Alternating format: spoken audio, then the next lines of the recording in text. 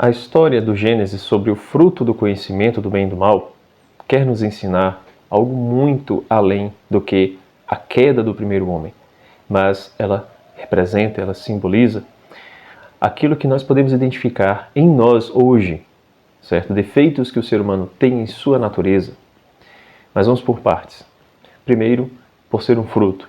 As artes representam, às vezes, como algo parecido com uma maçã, certo? Mas não nos interessa, né, se era uma maçã, se não era. É o modo como as artes têm de representar este fruto, tá? Com uma cor apetitosa, com uma aparência apetitosa, certo? Realmente algo atraente, vermelho, não, com essa cor intensa. Mas o que nos interessa é que era um fruto. E se é um fruto, é um alimento, tá? Um alimento natural, algo que não foi feito pela mão humana. A ação humana envolvida aí está simplesmente no ato de ingerir esse fruto e não no de produzi-lo, tá? Então foi criado por Deus, digamos assim. Deus criou todas as árvores no jardim, né? Inclusive a árvore do conhecimento do bem e do mal. Só que existia um único mandamento, segundo o livro do Gênesis: não comer deste fruto. Tudo estava disponível. Não havia necessidade do homem de se alimentar daquele fruto, certo? Não havia necessidade. Ele poderia comer de todos os frutos, inclusive do da árvore da vida. Porque quando Deus coloca todas as árvores, ele diz, né? Pode comer de todos os frutos, exceto do fruto do conhecimento do bem e do mal. Se dele comerdes, certamente morrerás. Então não havia necessidade para o homem, né, comer daquele fruto. Ele conhecia as coisas, sim, porque ele estava participando do ato criador de Deus. Deus criava e o homem dava nome às coisas. O conhecimento que o homem tinha, né, vinha a partir daquela amizade que ele tinha com Deus, certo? Ele não julgava as coisas, ele contribuía, ele prestava atenção naquilo que se apresentava para ele e ele colocava nome. O que ele queria, ser como Deus, era julgar o que é bom e o que é mal, porque Deus criou as coisas, Deus impôs uma ordem. Isso aqui é bom, isso aqui não é bom. Comer do fruto não é bom. O homem estar só não é bom. Deus sabe o que é bom e o que é mal para o ser humano, não é? Deus não julga o que é bom e o que é mal porque ele é um charlatão ou ele faz as coisas que dá na sua telha. Não, mas o pensamento de Deus é a própria realidade. No sentido de que quando ele diz que algo é ruim, é porque de fato é ruim, certo? Não é bom que o homem esteja só. Então, de fato, não é bom que o homem esteja só, né? Por exemplo.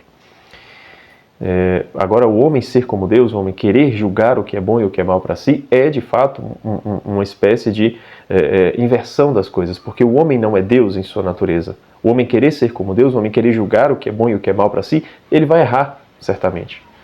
Ele vai errar, porque o pensamento do homem não é a realidade. O homem não deve julgar o que é a realidade, ele deve prestar atenção na realidade, como o primeiro homem, né, no jardim. Ele prestava atenção, ele cultivava o jardim, ele dava nome às coisas. Certo? Então esse querer ser como Deus já mostra para nós que é isso, julgar o que é bom e o que é mal. E comer do fruto, o que acontece? Comer do fruto faz com que o homem assimile em sua natureza, em seu organismo, as substâncias daquele fruto. O fruto é o fruto do conhecimento do bem e do mal. Vamos voltar para o outro fruto da árvore do vídeo anterior, a árvore da vida. Né? O fruto da árvore da vida fazia com que o homem permanecesse vivo, digamos assim.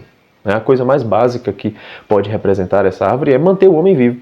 Então, se ele comia, as propriedades que tinham naquele fruto faziam com que o ser humano permanecesse vivo. As substâncias que eram assimiladas no organismo, na natureza humana. Já o fruto do conhecimento do bem e do mal, quais são as substâncias que estão naquele fruto que fizeram com que o homem assimilasse aquilo em sua natureza? Porque esse processo de assimilação dos alimentos acontece, a gente sabe, né? Hoje mais do que antes. Que aquilo que a gente come, nosso organismo absorve. O processo de digestão faz com que a gente absorva os nutrientes, né, daquele alimento e faz com que o nosso organismo inteiro receba algo daquele alimento. Então aquele alimento faz parte do nosso organismo por inteiro. Se alimentar deste fruto é fazer com que a desobediência daquele mandato divino fosse assimilado na natureza humana. Fosse assimilado. E uma assimilação tal que não causou apenas uma má digestão, mas causou uma espécie de doença na natureza humana como um todo. Mudou não somente a sua genética, mas afetou o seu espírito, porque ele era o fruto do conhecimento. E ser o fruto do conhecimento não é algo que afeta somente o organismo, não é algo que afeta o corpo propriamente, mas algo que afeta a inteligência, porque o conhecimento, a sabedoria, né, a gnose, o da'at, são coisas que afetam a nossa inteligência, que fazem parte da inteligência. E a inteligência humana não está no seu corpo, está na alma.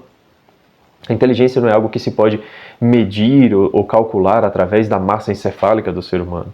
Né? Não é o tamanho do cérebro que define a inteligência naquele ente, naquele ser, naquele animal. Porque o golfinho tem, se não me engano, 250 gramas a mais de cérebro do que a gente. E quem disser que um golfinho é mais inteligente do que um ser humano, não é tão inteligente assim. Não é? É evidente que o ser humano é muito mais inteligente. É evidente que a inteligência do ser humano é superior à inteligência do que qualquer animal. Que animal no universo inteiro, em que época, seria capaz de construir aquilo que o ser humano constrói? Né? A tecnologia, o que faz possível esse vídeo, né, está sendo transmitido aí. Né? Eu estou gravando aqui, você está assistindo aí, certo? As edificações, os automóveis, transportes, enfim. Né? Tudo aquilo que o ser humano é capaz de desenvolver com a sua inteligência, os animais não são capazes. Então, o fruto do conhecimento não é simplesmente, como alguns podem pensar, né, deu o conhecimento ao ser humano. Não, mas é um fruto, é um alimento que não foi produzido pelo homem, mas o ato dele se alimentar desse alimento faz com que as substâncias desse alimento sejam assimiladas em seu organismo por inteiro. E não somente o seu corpo, mas a sua alma, porque o fruto é o fruto do conhecimento. Afetou a inteligência do ser humano, afetou a alma do ser humano, maculou a alma, manchou a alma. Por isso que toda a descendência de Adão, marcado pelo pecado original, foi marcado por essa consequência do fruto. O fruto que mudou a carga genética e espiritual do ser humano, transformando toda a raça humana numa raça manchada. Que mancha é essa? Que morte é essa? Que Deus disse, que se comesse do fruto, morrerá. De forma simples, a primeira é, eles não podem mais comer da árvore da vida. Depois do pecado, Deus coloca um querubim na porta do paraíso, com a espada flamejante, para que o homem não entre e não toque mais no fruto da árvore da vida. Então, o ser humano não vai mais viver eternamente por comer do fruto da árvore da vida, porque ele desobedeceu, então ele já vai morrer nesse sentido. E isso aqui é muito legal, porque assim, se a gente olha para a nossa natureza hoje, a gente sabe que o corpo humano foi feito para morrer. As células do ser humano nasceram para morrer. Não existe uma forma de nós dizermos que o nosso organismo, biologicamente falando, em algum momento viveria para sempre. Não.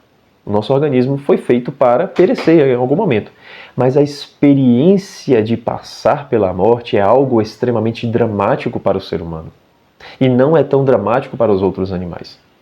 A gente pode encontrar um caso ou outro em que existe uma espécie de lamento de uma espécie quando um outro morre, mas não existe em nenhuma raça, em nenhum outro tipo de animal, o ato de sepultar os seus mortos. O ser humano faz isso desde sempre. Desde sempre.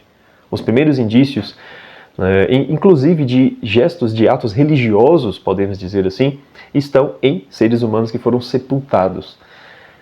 Já indica ali que alguma espécie de crença ou alguma espécie de respeito, ou no mínimo uma passagem dramática pela experiência da morte, tem no ser humano, acontece com o ser humano.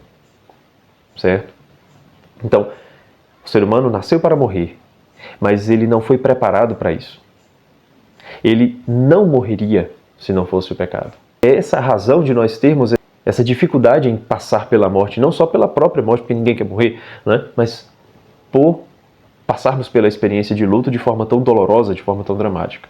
E algumas outras coisas, se nós olharmos para a nossa natureza, para a nossa diferença com os animais, a gente consegue identificar elementos que estão sendo explicados para nós através da narrativa do Gênesis. E aquilo que o professor Munir Nasser disse em algumas de suas brilhantes aulas que estão disponíveis aí no YouTube, sobre as expedições do mundo da cultura, ele cansava de dizer que o mito explica o ser humano. Não é a gente que tem que interpretar o mito, é o mito que nos interpreta. né? Ele falando de outras mitologias, mitologia grega, etc. Mas o mito judaico-cristão, a mitologia revelada das Sagradas Escrituras, ela também explica o ser humano. Então por isso que a gente pode olhar para a nossa experiência dramática diante da morte e encontrar a raiz deste problema. O ser humano, apesar de ter um organismo que nasceu para morrer, não foi preparado para isso. Nasceu para viver eternamente. Nasceu para receber uma graça especial que fizesse com que a gente não morresse. Porque a gente não passa pela morte como outros animais. Os animais deixam os seus mortos ao léu até que venham os urubus e deem conta do recado. E para os urubus não é nada dramático. Um outro ponto interessantíssimo que nós podemos identificar é o fato de nós, seres humanos, desejarmos estar bem o tempo todo. A gente pode dar o nome que quiser, né? Cada um dá o nome para o momento, né? Quer um emprego melhor, né? Quer uma casa melhor, né? Quer um carro melhor, enfim, né? A gente sempre quer estar bem, quer se sentir bem, quer estar satisfeito, né? E quando a gente adquire esse bem que a gente tanto queria, a gente já quer outra coisa, a gente já muda de nome, mas aquela sensação, aquele desejo de ter essa saciedade constante, perene, está presente na nossa natureza. E por que isso está em nossa natureza? Né? Essa sede de sentido para a vida, né? A gente pode dar esse tipo de nome também, né? Porque o sentido para a vida é o quê? É aquilo que faz com que eu viva bem, viva intensamente, viva satisfeito. Esse desejo de satisfação não está presente nos animais. Nenhum animal tem esse desejo de satisfação, a não ser que ele seja privado do mínimo. Né? O animal, quando sente fome, ele vai lá e come e está satisfeito. Quando ele está com sono, ele dorme e está satisfeito. Quando a fêmea está no cio, o macho a cobre e ela está satisfeita. O ser humano nunca está satisfeito. E por que o ser humano tem essa fome insaciável por felicidade, por sentido? Se o ser humano é superior aos animais, né? Eu já falei aqui que a nossa inteligência já mostra que somos superiores em natureza a todos os outros animais. Não superior em força, em velocidade, pode ter animais, né, com características, com qualidades muito superiores a nós, é evidente, mas não em inteligência. E isso faz com que na nossa natureza nós sejamos de fato superiores aos animais, porque temos inteligência e temos vontade. A vontade é aquilo que faz com que a gente lute contra os instintos. O animal tem um instinto e ele precisa cumprir a ordem daquele instinto. O ser humano ele é capaz de conter os seus instintos, porque nós temos vontade, certo? Então inteligência e vontade faz com que nós sejamos superiores em natureza aos animais. E essa inteligência e essa vontade não são medidas em nenhuma parte do nosso corpo físico. Estão naquilo que nós entendemos por alma. Certo? Então a nossa alma tem essas qualidades. Mesmo tendo tantas qualidades, mesmo sendo superior aos animais, por que nós temos um defeito que eles não têm? Né? Por que nós somos inferiores a eles nesse sentido? Porque o animal, mesmo quando está em estado de tédio, ele está satisfeito. Eu já cansei de ver animais parados por horas, numa mesma posição, no mesmo local, sem reclamar. Então eles não ficam entediados. Se eles têm o básico para saciar os seus instintos, eles estão bem, eles estão felizes. Eles não têm nenhuma crise de sentido. Tá? E por que o ser humano tem isso? Se o ser humano tem isso, é porque ele antes não tinha esse defeito. É evidente, porque se a gente tem sede é porque existe água. Se a gente tem fome é porque existe comida. A gente não é capaz de desejar algo que não existe. O ser humano é incapaz de desejar algo que não exista. Certo? Se desejamos estar plenamente saciados, satisfeitos em nossa felicidade, em nossa busca por sentido, é porque de fato essa saciedade existe. Ou ao menos nós tínhamos e perdemos. Se nós desejamos, é porque ela existe em algum lugar. Certo? E muito provavelmente a natureza humana já experimentou isso. Por isso que ela quer de volta. Por isso que ela quer de volta. Já experimentou. Não nós, né, você e eu, mas a nossa natureza. A nossa natureza. Certo? Já tem esse desejo porque tinha algo antes que nós perdemos. É esse o sentido de felicidade que o homem tinha no paraíso. Não haver necessidade de trabalhar, de não ter dores, de não ter sofrimentos. Tudo aquilo que veio depois do pecado. Não é uma espécie de maldição divina, né, que a gente pode olhar por essa ótica. Né? Não é uma espécie de maldição divina. Nossa, Deus está amaldiçoando o ser humano. Não. o mito bíblico, a revelação das Sagradas Escrituras está nos explicando aquilo que nós somos hoje, aquilo que nós temos hoje. O ser humano tem isso. E por quê? Eis a narrativa que explica tudo. Se o ser humano tinha e perdeu por desobediência, a gente precisa recuperar. Aí vem a revelação divina para dizer, olha, se o ser humano tem esse defeito, é porque ele não tinha antes.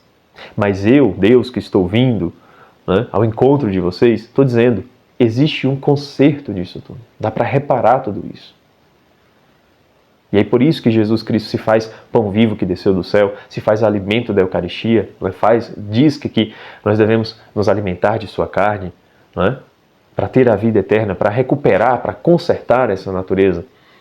E a Eucaristia, ela sendo alimento, veja que grandiosidade. Se a Eucaristia é alimento e a Eucaristia é o próprio Deus, em corpo, sangue, alma e divindade, do mesmo jeito que Ele está à direita do Pai agora, no céu, Ele está presente na Eucaristia, como que essa Eucaristia é assimilada em nosso organismo, em nosso corpo e em nossa alma?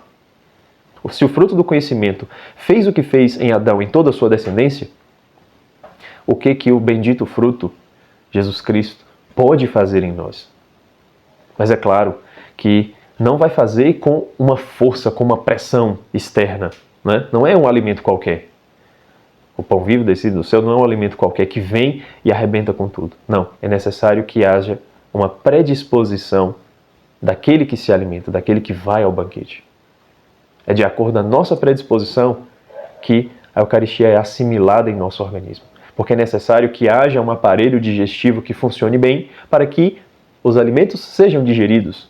Esse aparelho digestivo que funciona bem, no caso da Eucaristia, é a nossa predisposição em comungar. É aquilo que é a nossa atitude, a nossa atenção, a nossa inteligência, a nossa vontade, a nossa fé. Tudo isso que faz com que a Eucaristia seja assimilada em nossa natureza. Quando a gente olha para a vida dos santos, é muito fácil entender agora como que Padre Pio foi tão grande, como que Santa Teresinha foi tão grande, como que Santo Agostinho, Tomás de Aquino, Carlo Acutis, enfim, como que os santos são grandes. Porque a predisposição que eles têm em receber esta graça que é infundida, que é Deus que opera, certo? Mas como eles estão recebendo esta graça em recipientes que não têm buracos para vazar, em recipientes que vão conservar a pureza dessa graça, essa graça ela multiplica. Essa graça ela realiza uma assimilação em nossa natureza, ela modifica a natureza humana, o corpo e a alma desses sujeitos, dos santos. Então é mais ou menos por aí, tá, que acontece esse processo de assimilação. Mas o nosso vídeo ficou muito grande, tá, não quero aprofundar muito. Era isso que eu tinha para trazer, apenas uma explicação mais profunda sobre o fruto do conhecimento do bem e do mal. Sobre a Eucaristia, eu posso dedicar um outro vídeo, ou a gente pode conversar, né, sobre isso aqui nos comentários, ou lá no meu grupo de WhatsApp, certo? Tem aí na descrição do vídeo o meu grupo gratuito. Se você não faz parte, você pode clicar no link e entrar, certo? Porque lá eu estou mais acessível, então a gente pode conversar sobre inúmeros assuntos, tá bom? Se você gostou deste conteúdo, não deixe aí de curtir esse vídeo, de se inscrever no canal se você ainda não é inscrito e de compartilhar com seus amigos, tá certo? É isso, um abraço e até o próximo vídeo.